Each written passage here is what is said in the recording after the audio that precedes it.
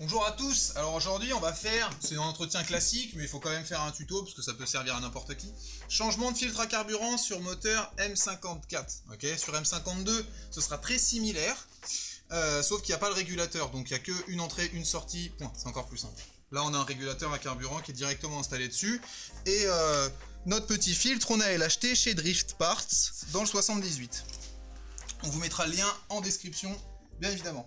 Alors, pour faire tout ça, vous allez avoir besoin soit d'une clé plate, mais bon, je vous conseille quand même d'avoir un socket en 8 mm, ok.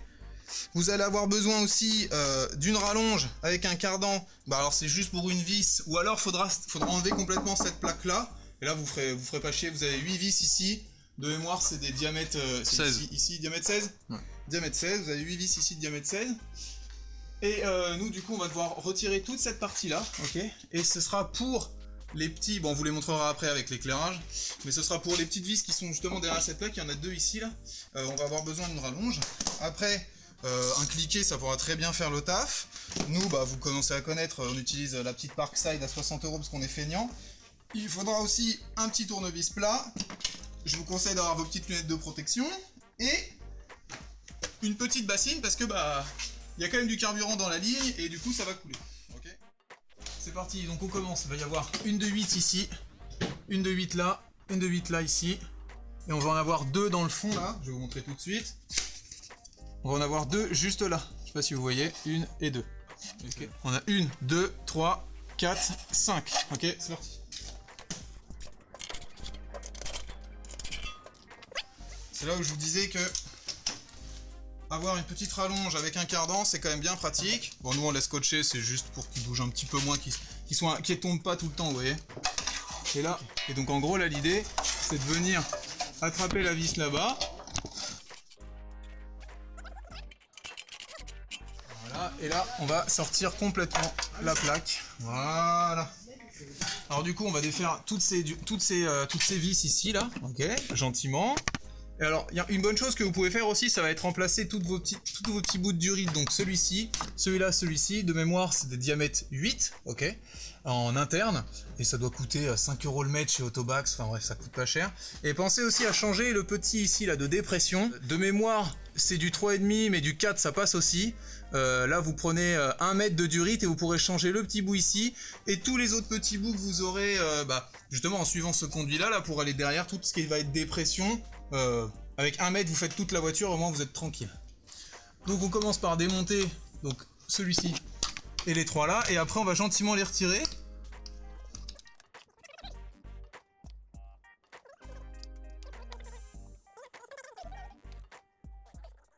Ok, alors là vous voyez, on a réussi à la décoller, la durite. Donc en fait là ce qu'on va faire, c'est qu'on va prendre tout simplement une bassine, on va se mettre en dessous, et vas-y. Ah bah non, ok, bon bah il n'y avait pas de pression dans cette partie là, bah non je suis con, la pression elle est après. Le régulateur il est après, ok parfait. Donc là, ce petit bout de durite là, vous voyez, et le deuxième à côté on va les changer. Parce que... ah voilà.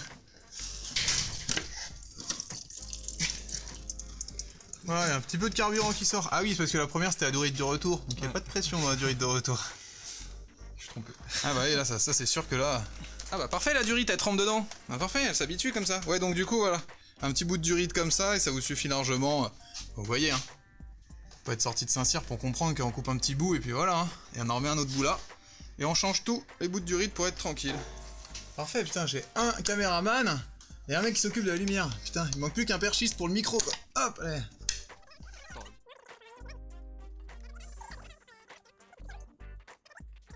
Des masses. Parfait. Et donc là maintenant ce qu'on va faire c'est qu'on va démonter aussi les autres colliers. Donc celui-ci, celui-ci et l'autre de l'autre côté. On va changer ce bout de durite là et les deux autres bouts en coupant tout simplement dans la durite qu'on a ramenée. On coupe la même longueur, on les réenfiche et après on se revoit pour l'installation du nouveau filtre. Alors du coup, parce qu'il y en a toujours qui se disent « ah il fait comment quand c'est coincé ?» Technique.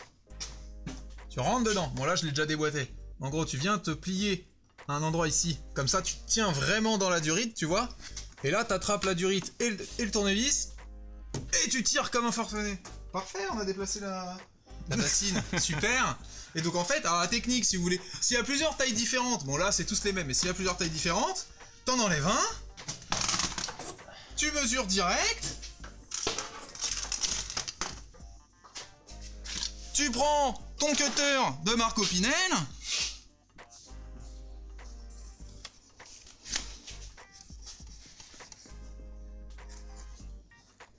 Pas la même taille. Ah, on a un petit millimètre de plus. Ouais, voilà. Mieux vaut avoir un peu plus qu'un peu long, ok? Parce que avec le temps, ça a tendance à se rétracter, c'est du riz à la con. Donc voilà, un tout petit peu plus, ça fera pas de mal. Et voilà, vous avez compris l'idée. Une durite à la fois. Donc là, on la remonte. On esquive les gouttelettes. On remonte le premier collier. Alors en fait, c'est une empreinte bizarre. On va vous montrer pour que vous compreniez. Gros tournevis plat, vous allez voir. Donc là, il y a une butée ici, donc on va bien pouvoir desserrer. Mais dès qu'on va serrer, en fait, je sais pas si vous voyez là, mais en fait, on va arriver sur une zone qui nous fait... Enfin, qui nous fait chier, quoi. Donc la technique la plus simple, ça reste de prendre une pince. Et puis on serre comme ça, quoi. Ça sera un peu plus long, mais... On serre comme ça. Alors après, si vous avez une clé plate de 5, ce que nous on n'a pas, à la fin, vous mettez sur les deux mets plats, et vous le serrez bien. Vous n'aurez pas avoir de problème. De toute façon, c'est simple. Vous le voyez au niveau de la durite.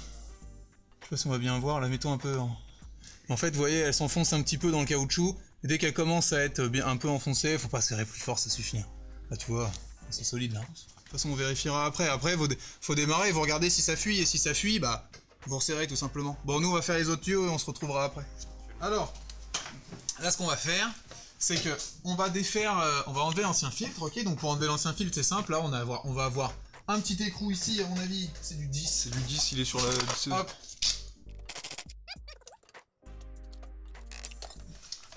Parfait, le caméraman qui réceptionne. Hop.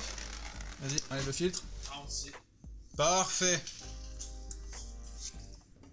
Alors moi, je vous conseille de ne pas le réutiliser, ce carburant-là. C'est celui qui a traîné dans le filtre. Et pour sécu, on n'est pas à... Je sais pas, il y a quoi là? Il y a 1 euro? 2 euros? Ah, c'est 98, hein. Ouais, t'as raison. Il y a 50 euros. On a notre nouveau, donc on est... Alors, sur M50 de TU, donc vous aurez que une sortie, une entrée, donc il faudra bien suivre le sens. Ok, c'est simple, hein, vous avez une flèche de toute façon. Donc vous suivez le sens, la flèche elle va vers l'avant. Ok, parce que le carburant il va de derrière à devant. Là, nous on n'a pas de problème parce qu'on a le régulateur de toute façon qui va à l'avant. Donc on va enlever gentiment nos petits bouchons. Ok. On va penser à remettre nos colliers, ok, et de façon intelligente, à ce qu'ils soient bien dans l'axe, qu'on s'embête pas. Et on remet les deuxièmes colliers avant, ok. Alors, donc là on est bien comme ça, la tête du régulateur devant, ok. Donc on commence, on met les arrières. Hop, voilà. On approche les colliers. On va les serrer après. On va rentrer gentiment ce bout-là. Hop. Zut, le collier est dans le mauvais sens. Ah oui, bah, c'est pas toujours parfait la mécanique, hein. Dans ce sens-là, ce sera plus simple. Hop là. On rentre.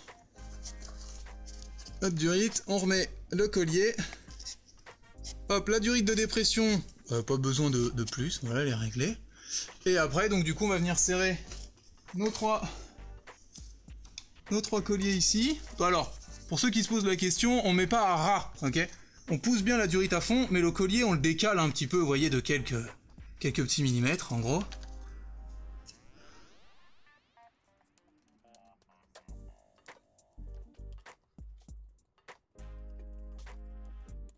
Parfait.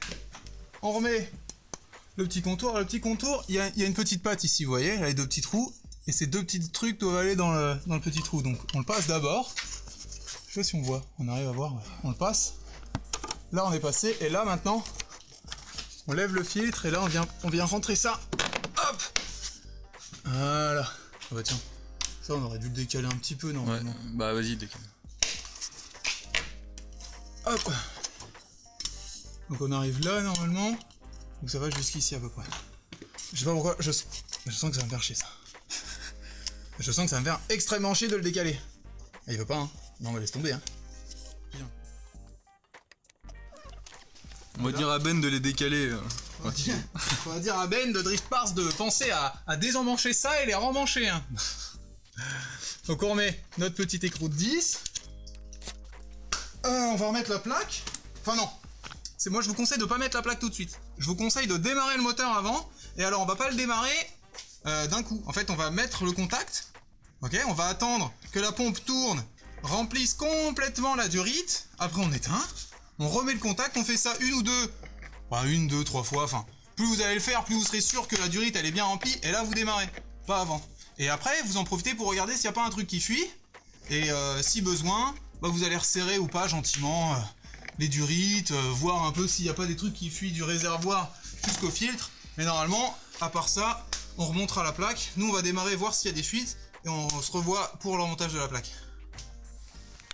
Alors donc voilà, donc pour réamorcer toute la durite, en fait, bah c'est simple. Hein. Vous mettez le contact. Voilà, on attend. On enlève le contact. On remet le contact. On attend. Et là, on enlève le contact. On va faire 3 fois. On refait encore l'opération.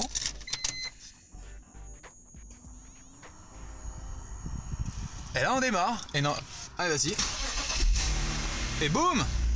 Ça, c'est bon. Donc là, ce qu'on va faire, c'est qu'on va regarder par en dessous. Regardez, ça fuit pas. Nous, on va lever pour vous montrer les possibles endroits où ça fuit, ok? Ok, donc là, on est en dessous. Et en fait, vous regardez tout simplement si ça fuit. Là aussi. En fait, tous les endroits que vous avez touchés. Donc tous les endroits que vous avez touchés, donc là, là, là, là. Et là, vous voyez, par exemple, pour nous, bah, il n'y en a aucune fuite. Donc on est tranquille. Ok. Donc maintenant qu'on a vérifié qu'on n'avait pas du tout de suite, on va pouvoir remettre la plaque. Donc la plaque, donc c'est comme tout à l'heure, il faudra juste penser en fait à d'abord passer les 2 tiges filetées qui sont sur le châssis là-bas. Je sais pas si on le voit avec la lumière. Et les 2. Ah, parfait. Putain. Alors, il y a beaucoup de garanties sur lesquelles vous verrez pas ça. En fait, c'est fait pour empêcher la merde de rentrer. C'est dans ce sens-là. C'est juste derrière là. C'est là? Non, c'est là. C'est ici. Aussi En fait, ouais, ça protège un peu les fils. C'est surtout en fait pour venir boucher et tenir les fils en place. Donc en gros, vous passez bien les 2 tétons. Je vois que dalle du coup avec la caméra qui est devant. Là, parfait. Vous passez vos 2 tétons. Et là, moi je vous conseille, c'est prendre une vis. Et vous en vissez une tout de suite.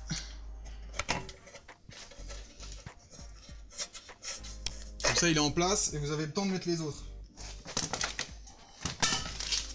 Donc il y en a 2 autres à mettre. Donc il y en a une ici. Ah oui, je vous conseille de mettre les premiers fils à la main. Hein. Faites pas ça au pétard. Ouais, il y en a qui le font qui n'ont jamais de problème. Hein. Mais c'est le jour où t'as un problème, tu te dis putain, j'aurais pas dû le faire au pétard. J'ai bousillé un moyeu arrière comme ça. Ouais, ça peut aller vite. Hein. Alors ça, c'est les 2 dernières. Ceux-là, ils sont un peu plus chiants à mettre. On les mettra. Moi, ce que je vais utiliser, du coup, c'est directement la rallonge que je vais tourner à la main en fait. Hop. Vas-y, c'est derrière toi.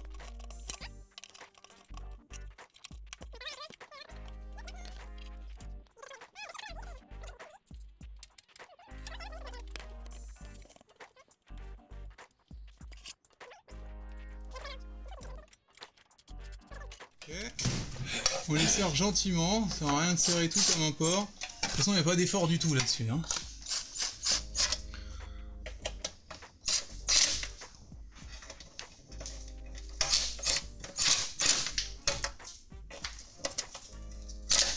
Alors, si vous avez un pneumatique, celle-ci je l'ai faite?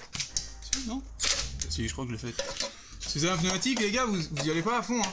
Ça, c'est vraiment une péteuse premier prix, c'est la moins chère du marché.